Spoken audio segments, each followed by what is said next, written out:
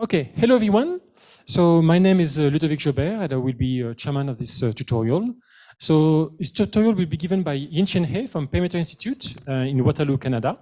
And he will give, I'm sure, a very nice, interesting perspective on the field theory of quantum spin liquid.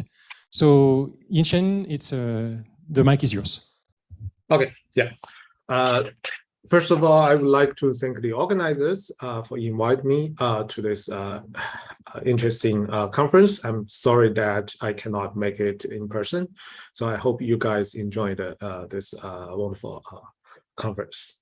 Okay, so today I'm going to talk about my own perspective about critical quantum spin liquid, in particular from the aspect of field theory. So this is the outline of this talk. So I will start with an introduction about the landscape of phases of matter as well as quantum spin liquid. And then I will jump to two different space-time dimensions, like 1 plus 1D and 2 plus 1D, and talk about how do we, what we have understood about the critical spin liquids in those two different dimensions. Okay. So let me start with something everyone is familiar with. That is just the prominent examples about phases of matter as well as their transitions. That is this ICE model. That we know that the ICE model have this ordered phase at low temperature and disordered phase at high temperature, and as well as the transitions is described by this famous Ising conformal field series.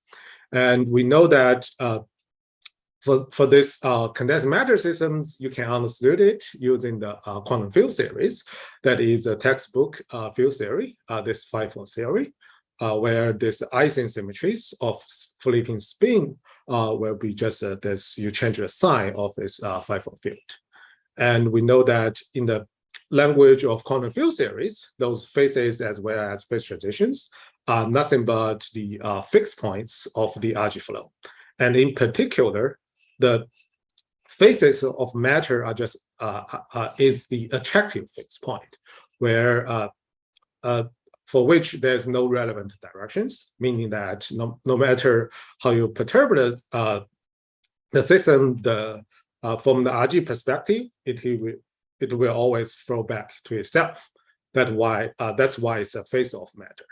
And on the other hand, the phase transitions, like this green dot, will be repulsive fixed point on the RG, and the relevant direction is the tuning parameter for you to hit the phase transitions. And for this case, we know that in the quantum field theory, the tuning parameter is really just the mass term of this bosonic field, while in the microscopic model, the tuning parameter can be the temperatures and so on. Okay, so this is the example everyone familiar with. And the key message here is really that the phases, so the phases as well as phase transitions are RG fixed points. So, and then from this, we can really have a very general landscape about phases and phase transitions that we study in condensed matter systems. So by the way, feel free to interrupt me with any questions or comments. Okay, so then the question we can ask is, from the perspective of quantum field theory, so which type of fixed point can we have? We can consider a field theory like this 5-4 theory, or we can consider a slightly fancier version like the gauge series, with either fermions or bosons interacting with a gauge field. So generically, there are two types of fixed points. One is a gapped fixed point. The other is gapless fixed point. So let me just walk through those two cases, two large classes, and explain that what do they correspond to in our condensed matter systems. So the first the most trivial one is just a trivial vacuum that without any degeneracy. And this in condensed matter systems is nothing but a trivial product state or trivial paramagnet. Okay, so a slightly non-trivial example is called invertible TQFT. So TQFT just refers to topological quantum field series. And invertible means that you can trivialize this TQFT by couple this guy with its inverse, then so you get a trivial vacuum. Okay, and this invertible TQFT is nothing but the so-called symmetry protected topological phase, or in other words, SPT phase. And another, so a more non-trivial one is called non-invertible TQFT. So from the words, you can understand that you cannot really write down its inverse and trivialize it. And in condensed matter language, there's nothing but this intrinsic topological order. Okay, so those are gapped fixed points. And for gapless fixed points, the situation becomes more interesting and also much more complicated and difficult to study. The first one is, again, is a Fermian one that is just a goldstone phase, where which can be which comes from the spontaneous symmetry breaking of a continuous symmetry. And typical example are just like nail state or superfluid. And the second example, second type is a conformal field series, and it can be either some phase transitions, like the Ising phase transitions that I mentioned in the previous slides. It can also be some interesting spin liquid. For example, this so-called Dirac spin liquid that I will talk about in the later part of this lecture. Okay, the last and probably also the most difficult, the most complicated example is the metallic state, where it's a compressible state and doesn't have Lorentz invariance. And the typical example of this metallic state are just Fermi liquid or non-Fermi liquid or strange metal, and so on. So and this is really the schematic landscape of fixed points of in quantum field series, as well as the phases and phase of matter. The phase of matter and phase transitions in condensed matter systems. Okay, so now let me talk about spin liquid. So in this conference, I believe most people are familiar with spin liquid. So as we know that spin liquid is a state without magnetic order. So and then we can then we can easily exclude several possibilities, such as the spontaneous symmetry breaking, which correspond to magnetic order or valence bound solid, and it's also not a trivial vacuum. It's a paramagnet, although it doesn't have order, but it's really a trivial product state. We don't want to include this trivial case as a member of the spin liquid. Okay, so and we can also have the invertible TQFT. As I said, it's a SPD phase. In the context of quantum magnets, the best example is probably the spin one Haldane chain, which is also called the AKLT chain. And it's debatable whether we should include this type of phases as a member of spin liquid. I personally would like to exclude it. And then comes from several interesting members of spin liquid. One is the non-invertible TQFT. As I said, it's topological order. And in the context of spin liquid, this will include like Z2 spin liquid or the chiral spin liquid that I will also briefly mention later. And we can also have the conformal field series, and they correspond to this so-called critical spin liquid phase. Okay, and another non-trivial example is this metallic fixed point, which a typical example of it is the so-called spin-down Fermi surface state. Okay, so this is about spin liquid, that how we associate it with a fixed point of the QFT. Okay, so let me first say a bit more about this gapped or topological spin liquid. As I said, it's in the language of QFT, it's correspond to the non-invertible TQFT. Or in other words, they have topological order. The first example is this chiral spin liquid, and its field theory descriptions is this Fermilian-Chen series that people also use it to describe fractional quantum Hall state. And a hallmark of this chiral spin liquid is that it exists a fractionalized quasi-particles that is called spin-down, and it carries spin 1/2 without any charge.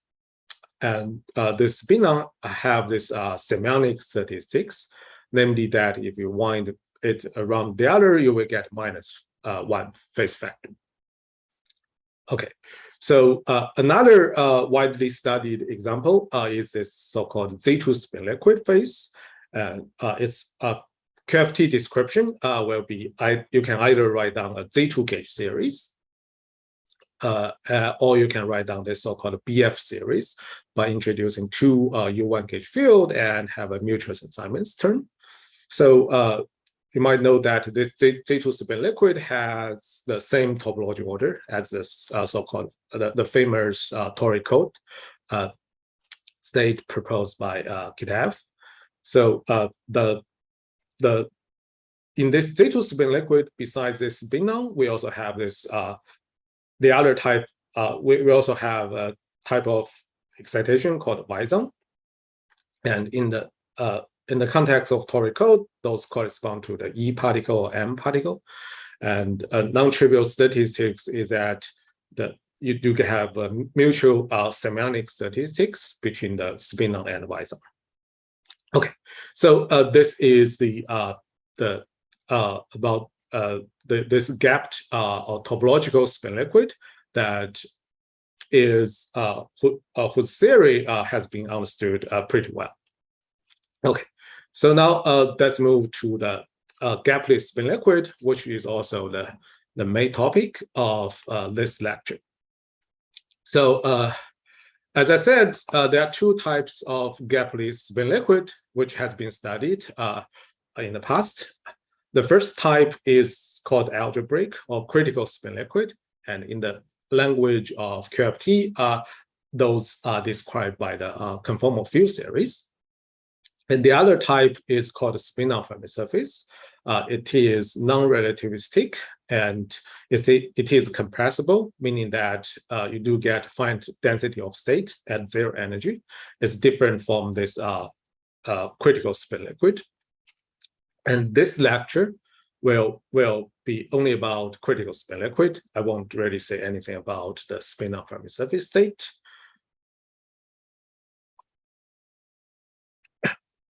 So, and the main message that I want to convey is that when we study those critical spin liquid, it's always important to understand how the UV is interplayed with the IR.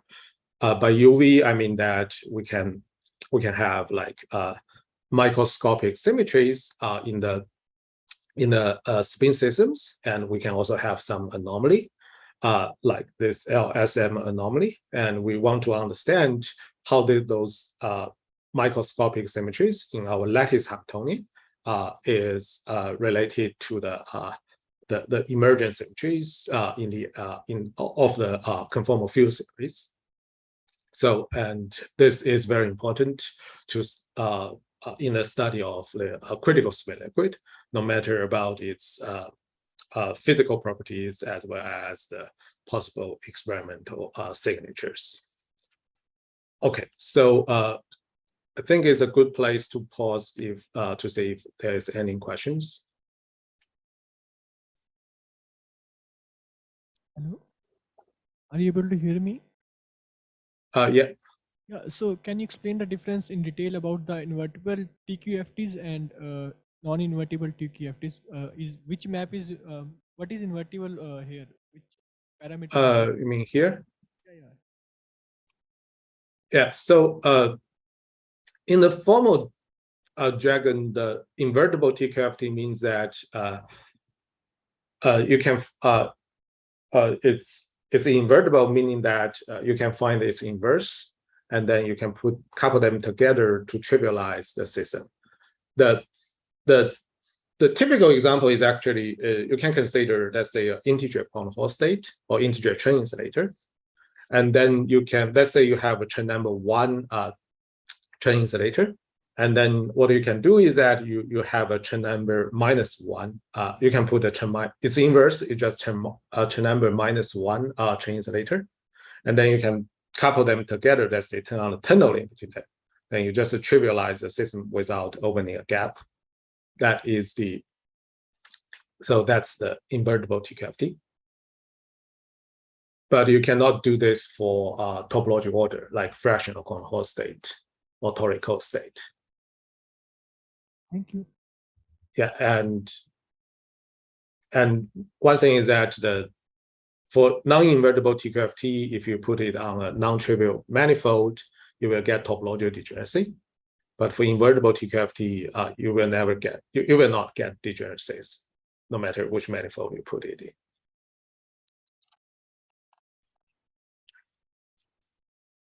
All right.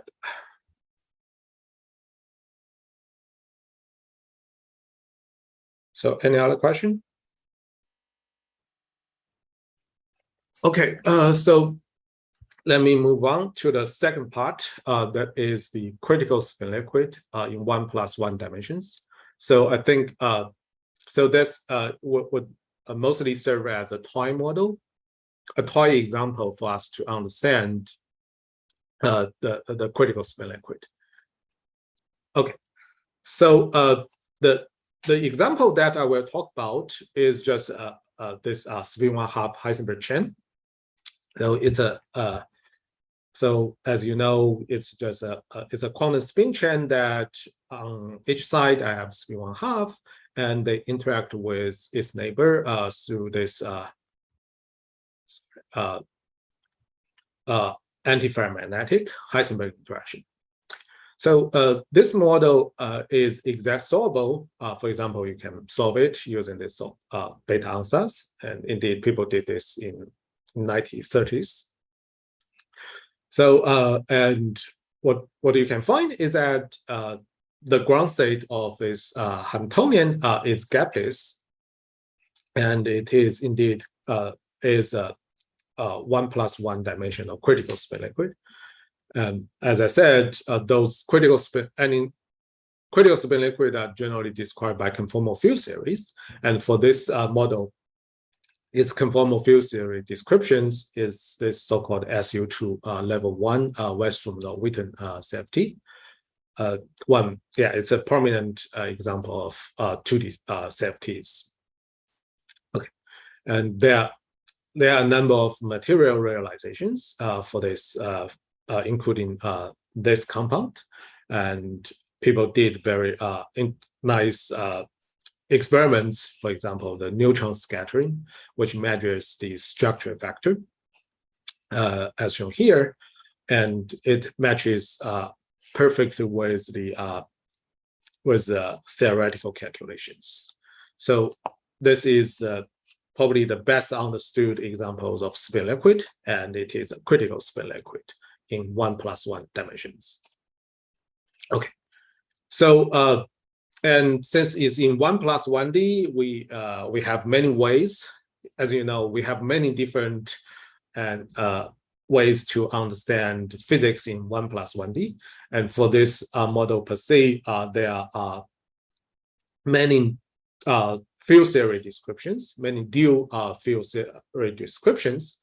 For example, you can either write down some nonlinear signal models to describe this spin chain, as originally did by Duncan Haldane. And you can, as I said, it's a CFT. You can use the the abstract algebra of CFT to understand the physics of this critical spin liquid. You can also write down a gauge theory that is also called a Schwinger model to understand the physics here. So let me briefly walk through about those different physics, different dual descriptions. So all of them are indeed rather illuminating for us to understand the physics of the critical spin liquid here. Okay, so the first description is this so-called O3 sigma model descriptions. And to my knowledge, it was probably first discussed by Haldane. So and the model is as the following. So you are using a 3-component unit vector that is called N to write down the field theory. So the first term is so as you can easily realize, this 3-component vector is nothing but the spin, the SO3 spin components that SO3 spin that we have in our microscopic spin chain. So the first term is a connected term of this N vector, and the second term is called a theta term. It's a topological term it's a topological term. It's like measuring the Widen numbers of this N vector. Okay, the way to derive it is actually Fermion. So the thing you need to do is that you do a path integral of your quantum spins. You would naturally get this connected term of the N vector, and the second term is more non-trivial, and it comes from the Berry phase of this path integral of the quantum spin. Okay, and it turns out that and this theta term will be quantized. It would either be 0 or pi due to time reversal symmetries of the system, and it turns out that for half integer spin, the theta will be pi, and for integer spin, the theta will be 0. And the theta is crucial for the fate of this field theory. If theta is 0, the theory just flows to a trivial gapped vacuum. But yeah, for theta equals to pi, the theory will flows to a non-trivial, a conformal fixed point, and that is this SU2 level 1 Westermann-Witten series. And as you may recall, the difference between the half integer spin and integer spins is also called this Haldane gap for integer spins that you have a gap state. Okay, so and this IR fixed point is the SU2 level 1 Westermann-Witten safeties. And indeed, at this fixed point, the global symmetry will be enhanced from O3 to O4, SO4. So, and this symmetry enhancement is a bit mysterious in this O3 sigma model descriptions, because explicitly you only have O3 symmetries because the field is just a 3-component vectors. In other words, the SO3 spin in our microscopic system. And this O4 symmetry is best seen by considering O4 sigma models instead of O3 sigma models. So what you do is that you add an extra component to your N field. So, and the extra component also have a very nice physical meaning, is indeed this valence bond order of the spin systems. And with this 4-component vector, you can again write down a nonlinear sigma model. And besides this connected term, you also get a topological term. But this time, the topological term is slightly different. It's called the Westermann-Witten term that is defined in one-dimensional higher. And if you don't have Westermann-Witten term, this theory will again flow to a a gapped vacuum, which is not spin liquid. But if you have if k is non-zero, by the way, this k should be quantized to be an integer. So if you have if k is finite, then this theory will flow to this so-called SU2 level k, Westermann-Witten CFT. So and for k equals 1, that's just this spin-1/2 Heisenberg chain. So from this, yeah, we have a good understanding about why what are these what are these O4 symmetries corresponding to in our microscopic spin-1/2 Heisenberg chain. Okay, so and as I said, it's a CFT, so we can just use the formal abstract language of CFT to understand the physics of this critical spin liquid. So so let me so for if you are not familiar with the CFT, you can find the discussion of this Westermann-Witten CFTs, for example, in this famous yellow book. And so as you know, the global symmetry of 2D CFTs, 2D CFT is always factorized to the left mover and right mover. For this SU2 level K, you do get SU2 left rotation symmetry and SU2 right rotation symmetry. And in total, you get this SU4. And for Westermann-Witten CFTs, all its algebra, so you can, what's important is this so-called current algebra that generated by this current operators. And to understand the contents of the CFT, the most important thing is that to use the language of these primary operators, as shown as here, as well as those current generators. And it's the algebra is actually quite straightforward. That, for example, you can start with a primary operator, and then you know its scaling dimension, and then for all other operators will be just the descendant generated using this current algebra. For example, you can apply this J-1 to the primary operator, you will get its descendant with the scaling dimension delta -1, and so on. You can keep on doing this and get all the operator spectrums. So if you haven't seen this before, don't worry, it's a very straightforward algebra, and it's not crucial for this talk. So yeah, but the important message is that yeah, it's so for CFT, for this CFT, everything can be understood just in a pure algebra manner.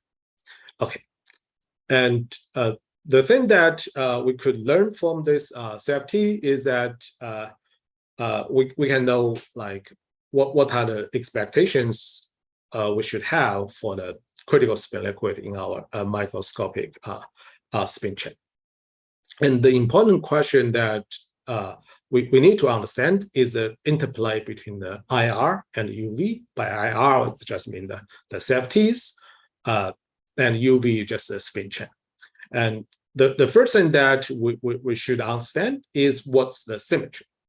So the SU2 level 1 Westermann-Witten theories has a global symmetry, SO4, while the spin chain only has a global symmetry, that is the SO3 times the time reverse times the translation symmetries. Of course, you also get time reversal and so on. So then the question that we need to understand is how do we embed this UV symmetry into the IR symmetry, the SO4. So that can be easily understood by asking the questions. What is the asking the following questions? So for SO4, we know that you can you can have this SO4 vector, and you ask, what is this SO4 vector in the microscopic spin chain? So as I explained, the first three component is nothing but our three component of spin, while the last component is the valence bond solid order. And in other words, the last component will be a singlet of the SO3 spin rotation, but it will be odd under this translation symmetries, like this. So then, just from this relation, it tells us how do we embed this UV symmetries into my IR symmetries, SO4. And this indeed tells us important messages about the physical properties of this critical spin liquid. For example, we know that the scaling dimension, just from the CFT, we know that the scaling dimension of this lowest of SO4 vector will be 1/2. And this immediately tells me that what are the correlation functions of my operators, the spin operators or valence bond solid operators on my lattice. So they will just have this 1/r power law of behavior. So yeah, so this is how we understand the relation between the UV and IR. So let me just reiterate. So the important question that we want to ask is how the UV symmetries is embedded in my IR symmetries. In this case, is SO3 spin rotation times lattice symmetries, and the IR symmetry is SO4.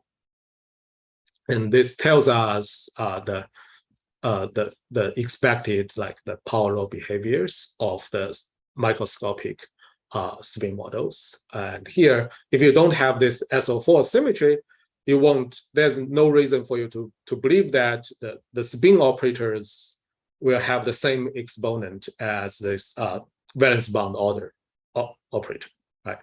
But once you realize that in the IR you have this SO4 symmetries, and those two different type of operators forms an O4 singlet, O4 vector, then this the coincidence of this critical exponent is naturally expected. Okay, so and another besides understanding what are the critical exponents of the lattice operators, another important message for us is that to understand the fate of this spin liquid phase. In particular, the question that we should ask is whether it is really a critical phase or it's just a critical point. So as I said, the critical phase of matter corresponds to attractive RG fixed point, while critical point of phase transitions correspond to a repulsive RG fixed point. So then the question we should ask is, although we have a conformal field series in the IR, but whether there exists relevant perturbations that is allowed in my microscopic systems. If it exists, then it will not be a critical phase. It can only be a critical point or even a multi-critical point. And it turns out that if you consider for SU2 level 1 Westermann-Witten CFTs, it can be a critical phase in half integer spin, just like the spin 1/2 Heisenberg chain. On the other hand, if you consider its cousin, like SU2 level 2 Westermann-Witten CFT, it turns out that it cannot be a critical point. It cannot be a critical phase. It can only be a critical point, and it can be a critical point in integer spins, just like the spin 1 chains. Okay. So, and the way to realize this difference is, again, just use our dictionary that what's the interplay between the IR symmetry and UV symmetry. And in the previous slide, I walked through how do we understand this SO4 vector. It's the it will be composed by the 3-component spin vectors as well as the 1-component valence bound solid operator. And we can continue this game by looking at higher representations of the SO4. For example, we can ask what is a symmetric traceless rank 2 tensor of SO4. And after a bit analysis, you will realize that indeed there exists one component of this rank 2 tensor, which is singlet under my UV symmetries. So in other words, in a generic spin Hamiltonians that only respect spin rotation as well as lattice symmetries, this operator will be allowed. And then we can look at its scaling dimensions of this operator. For SU2 level 1, its scaling dimension is 2, so it's marginal. That means depends on the sign of this operator. It could so the perturbation can be irrelevant, and then we get a critical phase. That is what happens in the spin 1/2 Heisenberg chain. On the other hand, for SU2 level 2, this operator is relevant. So that means you cannot realize SU2 level 2 as a critical phase, although it's a CFT. You can only realize it as a critical point. And indeed, it is a critical point between the SPD phase, this Howden spin 1 chain, and some disordered paramagnet. Yeah. Okay.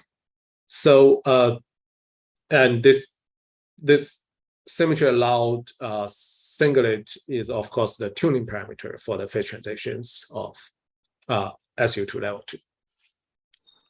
Can I ask a question? Yeah. So why are you adding the valence bond order in particular? Like, is there any reason for that, especially to add? Sorry again, I missed the last part. Writing O for sigma model, you are adding N4, the valence bond order. Like you can add any other term like what is a particular reason for adding N4 as a valence bond order? You can take some other order. Yeah, that's a good question. So I don't have a chance to explain it. So the key for this story is this Westermann-Witten term, right? So it's a topological term, and that without it you will not get a CFT. And the physics of this Westermann-Witten term indeed is a topological term, and its physics can be understood as some intertwinement between different symmetry breaking orders. And in particular, for this case, it corresponds to, let's say, here, if you create a domain wall of this valence bound order, the domain wall will trap a spin 1/2 component. So, and this corresponds to the physics of this Westermann-Witten term. And this also tells us that you can, to get to this Westermann-Witten term, you have to intertwine this spin 3 component spin moments with the valence bound solid. So, does this answer the question? I mean, I got confused. Like here, you are checking the competing orders, like where valence bond order may come up as a other phase. You are checking that, and then in the back of mind, and then writing that N4 here like that. So so physically, the way to get such Westermann-Witten term is always like to consider the competing between different order. That's actually the key physics for such Westermann-Witten term. Okay, if I have a Hamiltonian which is like expecting some other order, I can add that and then write Westermann term in that in this same fashion. If you have competitions between different symmetry breaking order, then this Westermann-Witten term is very natural for that. Thank you. There is one question from Carlo. Yes, I mean earlier when we had the O3, there was the berry phase theta term. It Yes, doesn't yes. added the dimers. Why did this happen, or how is it? Is it somehow still effectively somehow there? Sorry, I missed the last sentence. When we had the O3 describe the spin components, we had the theta term. Yeah. If we extend it to SO4, this theta term disappeared. Instead, we have this other term that doesn't look like the berry phase term, or is it? It's still some sort of berry phase term, if you like. How And that it is like the berry phase term? yeah, you get an extra dimension, right, to define this Weissenberg with term. So I think you can derive the theta term from this Weissenberg term by restricting the theory to the first three component. This term will be, I think it will be reduced to the theta term. May I ask one more question? Yeah. Yeah, like this O4 sigma model is valid for spin 1 kind of case? Or is it valid for spin 2, spin half also? Yeah, it's so here. Yeah, so it's valid for spin 1 as well. For spin 1, you will have k equals 2. For spin half? For spin half, it will be k equals 1. That's SU2 level 1. Okay. Yeah, but as I explained, for if k equals 2, it cannot be a critical phase. It can only be a critical point because there is another relevant perturbations allowed on the lattice. Okay, we have one more question for the audience. Why we take k to be greater than 0? Can we take k less than 0, and what will change if we take k? Yeah, so yeah, you can, it's equivalent, right? K and minus k is equivalent here. Yeah. And in the WZW term, the topology is inbuilt in the epsilon term, right? Yeah. Yeah, okay.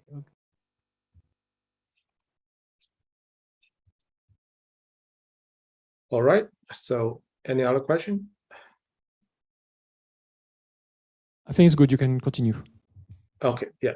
Let me continue. So now you say that by connecting the UV and IR, we understand that first of all, what is a physical consequence, like what are the critical exponents we should expect for my lattice spin operator, and also we can understand the fate of this theory we are considering. Sometimes it can be a critical phase, sometimes it can only be a critical point. So, okay, and in the rest part of this section, I will talk about another descriptions. I already have given you 3 different type of descriptions, but it's always to have one more. And this description is indeed familiar for people to study spin liquid in higher dimensions, in particular in 2+1D. It's a gauge theory descriptions, and usually to get that, we use the so-called parton decompositions. Yeah, somehow this description for the spin chain is not widely used. You can kind of imagine, because we indeed have better way to describe it, as I explained. Nevertheless, we can do this parton constructions that we decompose the spin operators into this fermionic partons, and then you realize that those fermionic partons should actually interact with a U1 gauge field, because there is a U1 gauge and there's a U1 gauge invariance, meaning that you can just rotate, locally rotate the phase of those fermionic partons. And you can then rewrite these spin Hamiltonians using those fermionic partons. You get a 4 fermion terms. Next step is that you you assume some mean field, then this mean field will give you a quadratic fermions, but it should interact with a gauge field because there's a gauge invariance there. And if you just take this this simple mean field that is just nearest neighbor Hawkins of my fermions, then you indeed end up with this this critical spin liquid that I described above. And so what you can do is that you just solve this lattice gauge Hamiltonians. For example, first you ignore the gauge field, you get band structures of these fermions. You will get a structure like this, and at half filling or at aperture filling, you will get two 1 plus 1D Dirac fermions. And in the IR, you will get those Dirac fermions interacting with a U1 gauge field. So Dirac fermions is two component because I have two flavors of the for my pattern constructions. So you end up with this gauge series. And this gauge series is called QED2, or in literature, or is called Schwinger models, as originally proposed by Schwinger. And indeed, this can be this gauge theory can be solved exactly.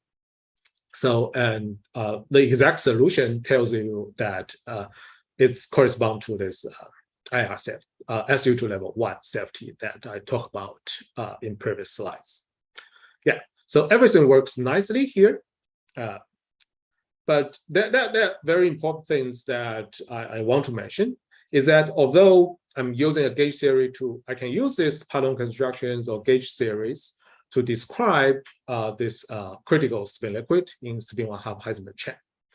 But the spin-ons and the gauge fields are indeed confined.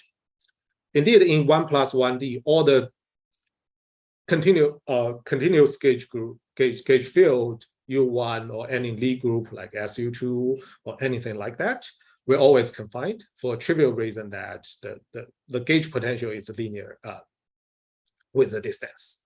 So they were confined badly. So in other words, if you measure the spin non-correlation functions, you will get an exponential decay like this. But the spin non-pair correlation functions like this will still give you power. So this indeed tells us a very important message is that in critical spin liquid, spin-ons and gauge field is not the essential thing you should look at. And in 1 plus 1D, they even confines. So, I mean, this can be shown exactly, either using exact solution or you can do some numerics to convince yourself that spin-ons and gauge field are simply confined in this case. So, and in literatures, including the papers wrote by myself, we very often talk about spin-ons and gauge fields in spin liquid that are totally fine for a case like a gapped spin liquid or a weakly coupled gapless spin liquid, like you can have Dirac fermions or Majorana fermions coupled with Z2 gauge field. That's what happened for this Kitaev's honeycomb model. For those cases, spin-ons and gauge field are well defined. However, if you have a strongly interacting a spin liquid, a gapless spin liquid described by a strongly interacting gauge series, and for those cases, it's not a good idea to talk about spin-ons and gauge field. And sometimes they would even confine. So, and for higher dimensions, the reason it's unclear whether the gauge field of spin-ons are really confined in 2 plus 1D, let's say, for those critical spin liquid. But there is again not a good idea to talk about spin-ons of gauge field, because we very often heard the statement that in the strongly interacting gapless field series like CFTs or non-Fermi liquid, there is no quasi-particles, right? There's no well-defined quasi-particles. That means, yeah, so yeah, that in other words, yeah, you don't have well-defined quasi-particles, then it makes little sense to really talk about spin-ons. So for those, the important, so for those critical spin liquid, the proper way to view it is really just consider some gauge invariant operators. You can relate it with the properties, IR properties of CFTs, and on the lattice you can also measure those operators. They're just like spin operators or valence bound operators, which is more intuitive than the spin-ons or gauge field. All right, so I think it's a good time to pause to see if there are any further questions. I have a question. Yeah. So what do you mean by spin-ons or gauge fields are strongly coupled? Like gauge operators are not physically measurable, so we can't even calculate the quantities related to gauge field. So here, first of all, in 1 plus 1D, we know for sure that the spin-ons and gauge field are confined, right? And there it doesn't make much sense to talk about spin-on gauge field, right? Because they are confined, right? In higher dimensions, because if you consider that, say, so that's indeed what we talk about in my in the next part. So, for example, you can consider Dirac fermions interacting with a U1 gauge field, or even SU2 gauge field, and so on. And those series, because the gauge field is gapless, the photon is gapless, they are strongly interacting with the massless spin-ons, and then the consequence is that there's no well-defined quasi-particles. That is typical in higher dimensions. Even if you don't consider those gauge series, you consider the canonical example of CFT, that is Wilson-Fisher, like Eisen CFT. There, we also know that there's no well-defined quasi-particles. You only get well-defined quasi-particles in either gapped systems or free gapless systems, like free fermions and so on. Thank you.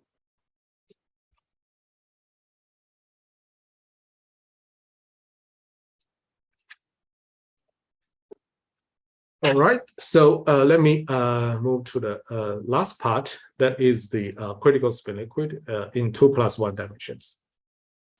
So let me quickly recap what I said. So in general, we can view those critical spin liquid as a conformal field series in D plus 1 dimensions. And an important thing for us to have a critical spin liquid is that we do need that the CFT itself does not have a relevant singlet on the lattice. Otherwise, it will not describe a phase. It will just describe a phase transitions. And if you follow this logic, that's a hunting. I mean, theoretically, hunting for critical spin liquid is more or less like hunting interacting CFTs without relevant singlet. So then you can, and it's a bit sad that in dimensions higher than 1 plus 1, like 2 plus 1, we don't know much about interacting CFTs. We only know a few of them. And the ones that fits the first two criterion turns out to be always like mostly just a gauge series. So that's why it's very popular to use gauge series to describe critical spin liquid. But I believe that's not the complete story. Yeah, it's really only because our knowledge of higher dimensional CFT is rather poor. And indeed, we propose some critical spin liquid that is beyond gauge series descriptions. And it was written in this paper. And next week, I will also talk about this. Okay, so but in this lecture, that's still limit ourselves with those critical spin liquid described by gauge series. And the critical spin liquid I will talk about is a so-called Dirac spin liquid. So it has been found in several candidate Hamiltonians as well as the materials. So, and I want to mention that one of the organizer, Yasir, did very nice works on both models. So, and the first possible place to realize this Dirac spin liquid is this Holy Grail problem of the quantum magnetism. That is this Heisenberg spin 1/2 antiferromagnetic model. And it is, I think everyone agrees that you do have a spin liquid here, and the debate is which spin liquid we have. I think right now we have a lot of evidences showing that this spin liquid is probably this so-called Dirac spin liquid, which is a critical spin liquid. And the other model is that this J1, J2 triangular model, that you have this spin 1/2 sitting at the triangle side, and they are interacting with J1 and J2 antiferromagnetic interactions. And in the intermediate window, you may there's again a spin liquid discovered, and again numerically is shown that it's likely to be a Dirac spin liquid phase. There are also candidate materials like this Herbert-Smith and also some triangular materials, which might be promising to realize this Dirac spin liquid. So I will not really talk about those numerical evidence of this Dirac spin liquid phase and so on, but instead I will talk about the properties of this Dirac spin liquid, and in particular properties of the Dirac spin liquid, and for example, what are the physical observables, and whether it's really a critical spin liquid phase or not. Okay, so so one way to construct this Dirac spin liquid is to using this fermionic parton decomposition that I also explained in the toy example of this spin 1/2 Heisenberg chain, that you decompose this spin operators into spin fermionic partons, and there's a gauge invariance, U1 gauge invariance, and next you can take various mean field answers, which are typically just like fermions hopping on the lattice with some phase vector, and they should also couple a gauge field, which I forgot to include. So, and then by choosing different type of tight binding models, you can find that its band structures of fermions sometimes will give you Diracons, as shown here.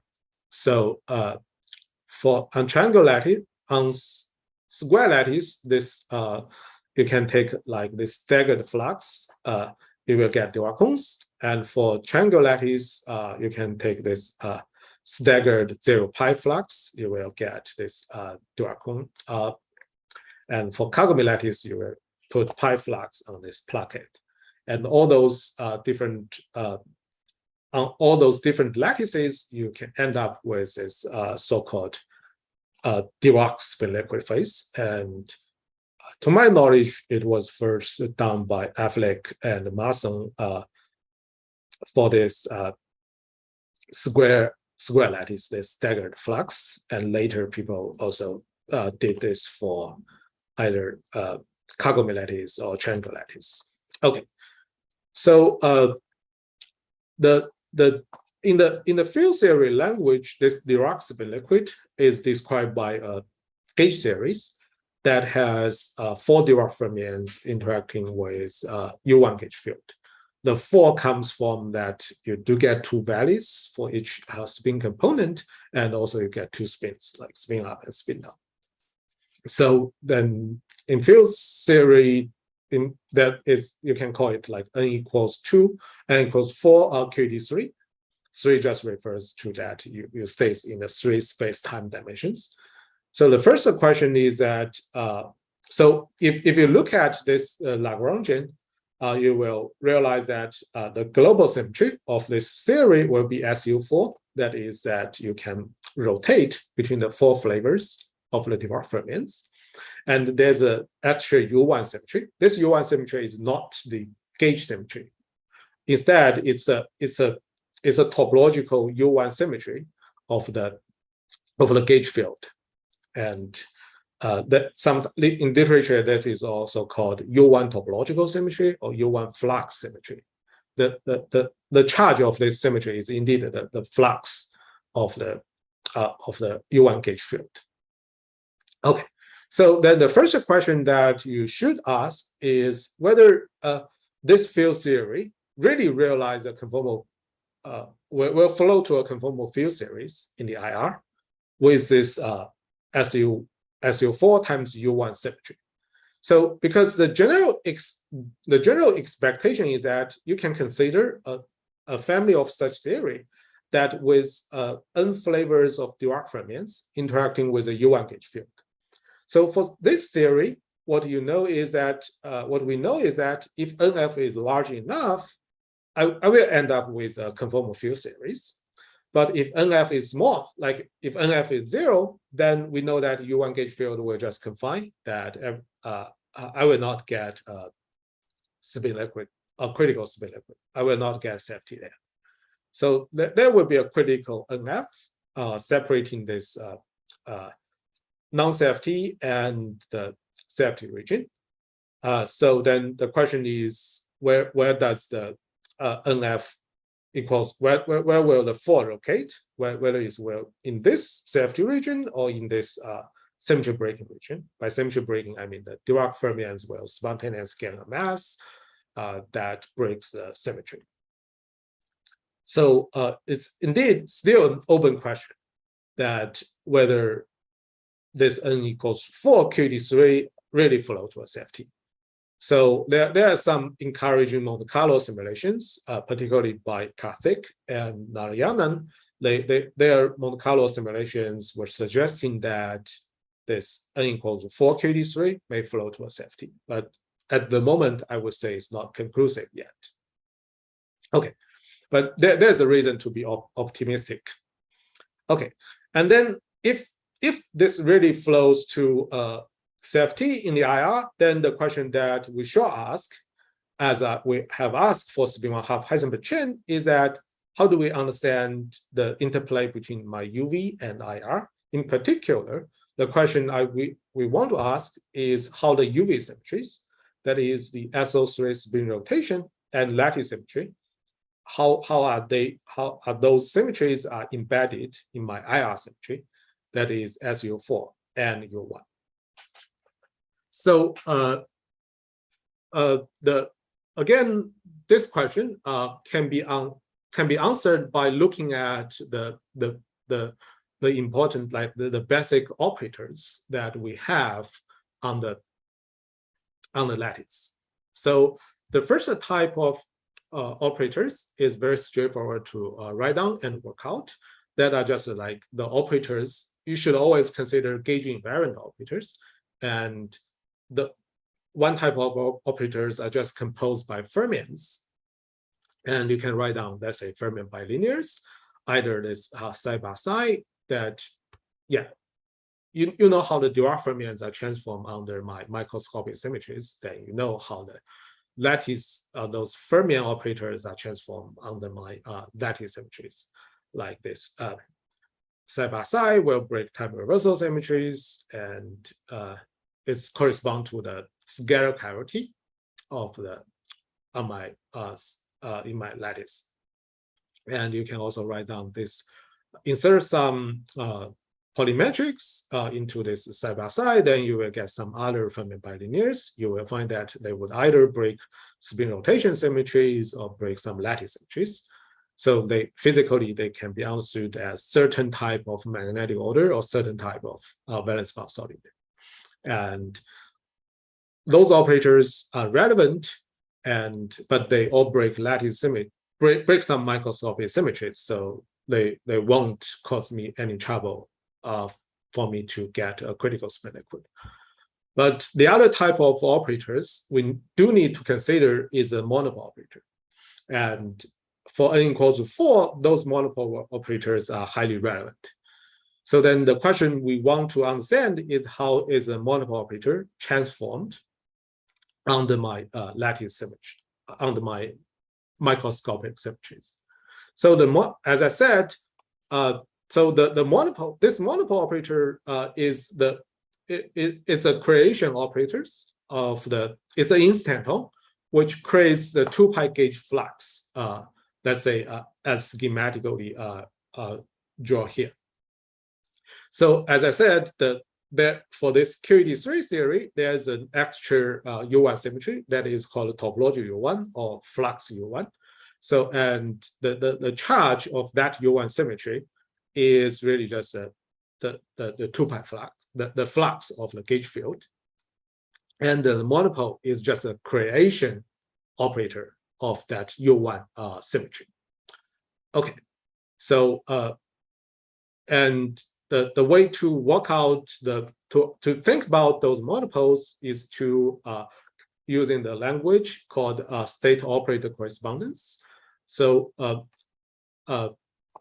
formally, you can consider that you put your space on the sphere as shown here, and the time direction is in the radial direction of this sphere. And then you can put magnetic monopoles on in the center of the sphere. And since we have Dirac fermions under this monopole, 2 pi monopole, the Dirac fermions will just get split into lambda levels. This can be shown by just solve the Dirac equations on the sphere in the presence of its monopoles. You get lambda levels and so on. And the monopole will then just by the gauge invariant monopoles will just be obtained by you fill the entire Dirac sea as well as the 0 modes. As shown here, the lambda level indeed have a 0th lambda level, and each Dirac fermion give me 1 0th lambda level. Then in total, we have 4 0 modes, and we need to fill half of them.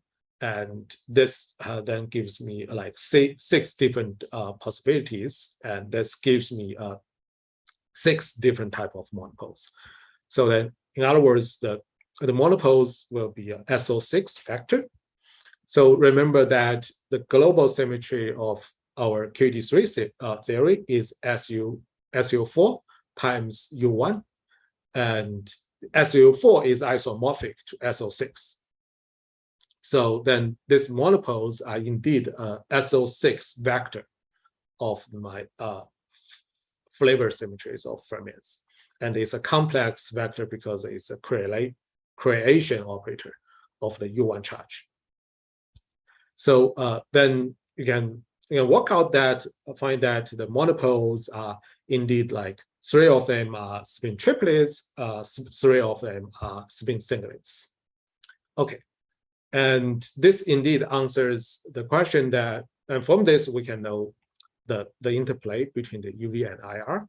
That again, the question we want to understand is how we embed my UV symmetry, that is SO3 spin rotation and lattice symmetry, into my IR symmetry, that is SU4 isomorphic to SO6 and U1 flux conservation.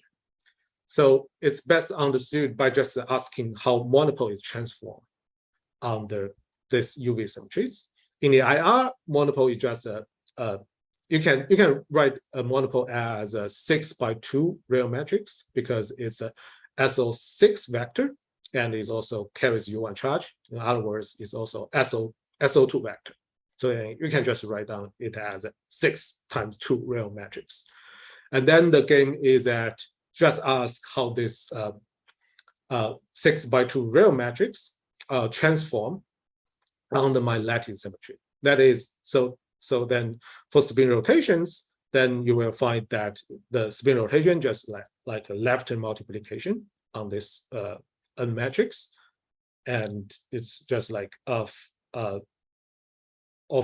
it's just diagonal identity and SO3 rotation. So remember that I said the three components of the monopole are triplets, spin triplets, three of them are singlet. That's nothing but this. And then we can also work out how does the translation, let's say, works on the monopoles for, let's say, the spin liquid on triangular lattice.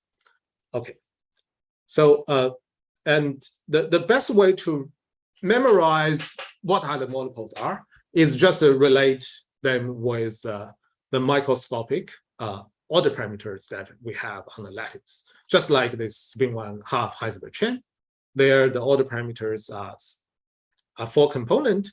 3 of them are spin moments, and the other is a valence bond solid. And the story here is similar. So remember that we have 6 component monopoles, right?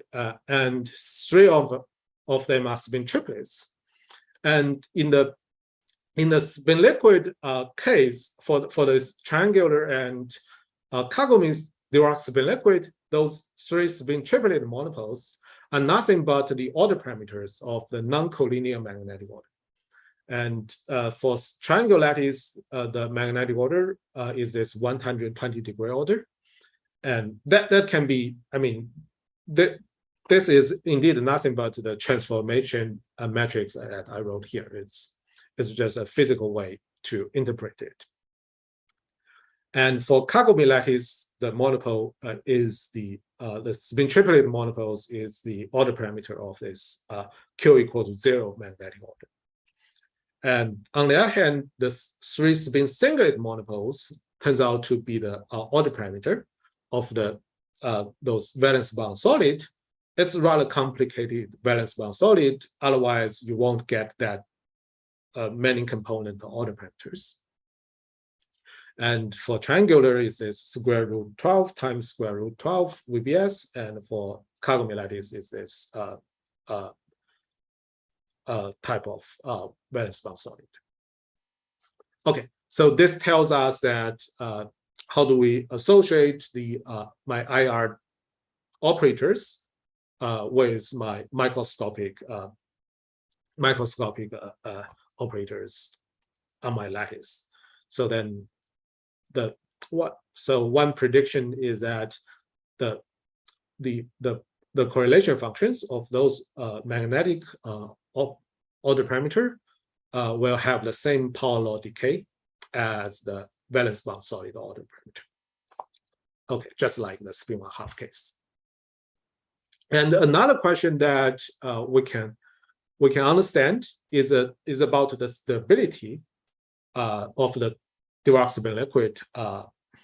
So for this, we should ask what are the minimal allowed monopoles? Yin-Chen, yeah. Just to let you know that you have 5 minutes for. Yeah, I'm about to finish. Yeah.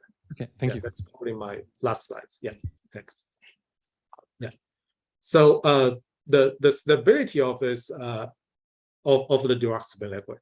So and it turns out that for bipartite lattice, like square or honeycomb lattice, the 2-pi monopole is allowed. And we don't know its precise scaling dimensions, but from Lagrange calculations, we know its scaling dimension is 1. There should be higher order corrections, but it's unlikely to make it irrelevant, right? Because to make it irrelevant, it has to be larger than 3. That is unlikely to be the case, no matter how the corrections is, how large the correction is.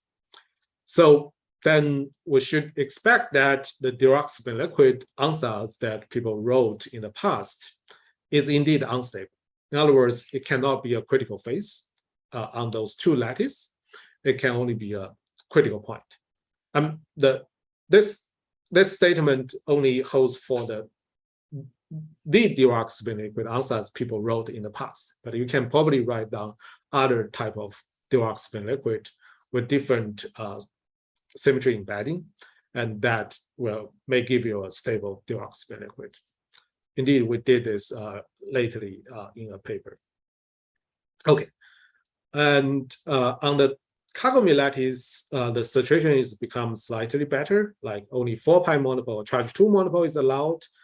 although from larger scaling dimension is still 2.5, is still relevant, but you may expect that the higher order corrections will eventually make it irrelevant, but it's still unclear at the moment.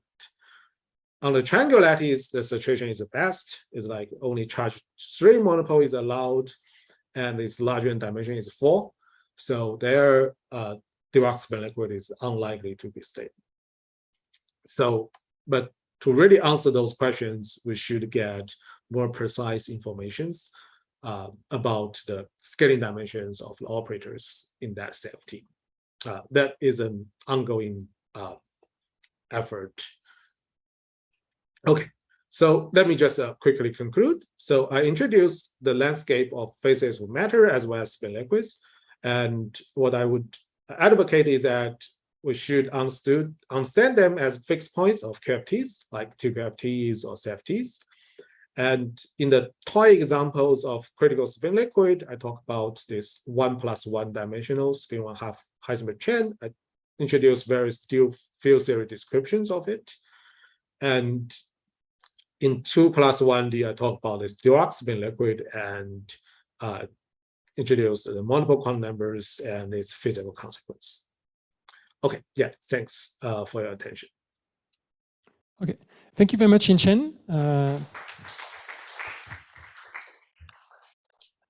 So we have a few minutes, a bit of time for questions. Okay, Carlo. Right. So, I mean, very often, like we do this variation and Monte Carlo studies, and then it's essentially the Parton mean field. How do you produce? I mean, suppose we start from a certain configuration of fluxes. How do you include the monopole in such a situation? Is it something like you change one flux by 2 pi, and then the neighboring plaquettes will get some? Yeah, so